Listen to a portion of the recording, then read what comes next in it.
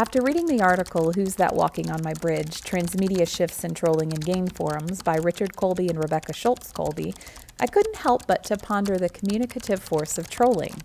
Understanding this force, Colby and Colby encourage us to address trolling behavior, the act, rather than trolls, the agents.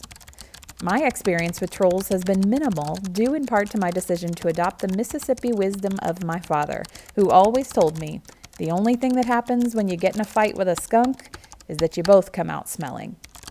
But trolling behavior is a communicative force worth exploring, even if it stinks. In thinking about the trolling behavior I've seen online, I was reminded of the cynic movement for which Diogenes is the poster child. I couldn't help but notice the similarities between Diogenes and a modern-day social media or gaming troll. They both perform in public places. They both have nicknames as a result of acts that were deemed inappropriate or subhuman. And Michel Foucault notes that Diogenes' cynic parrhesia was a public activity that took three fundamental forms: critical preaching, scandalous behavior, and provocative dialogue. There are also etymological treasures to be found in the verb troll. Again, we are focused on the act, the force, not the agent. Troll is taken from a French hunting term meaning to wander, to go in quest of game without purpose. And in the 1560s, the verb troll was used to refer to an act in fishing, to lure on as with a moving bait, entice, allure. In addition, to troll is sometimes used to refer to singing in the round, in overlapping repetition of voices.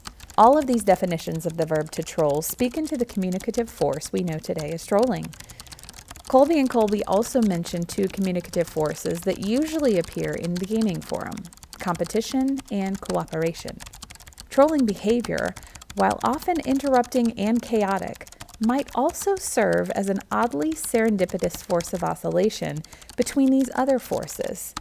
Like previous definitions remind us, trolling keeps things moving, overlaps voices, entices us, and provokes wandering.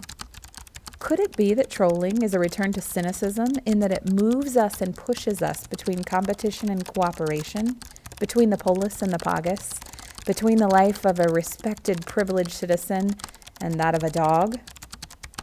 Ever swirling, stirring, swirling, trolling, stirring, swirling, trolling, stirring, swirling, trolling, stirring, swirling, trolling, stirring, swirling, trolling, stirring, swirling, trolling, stirring, trolling.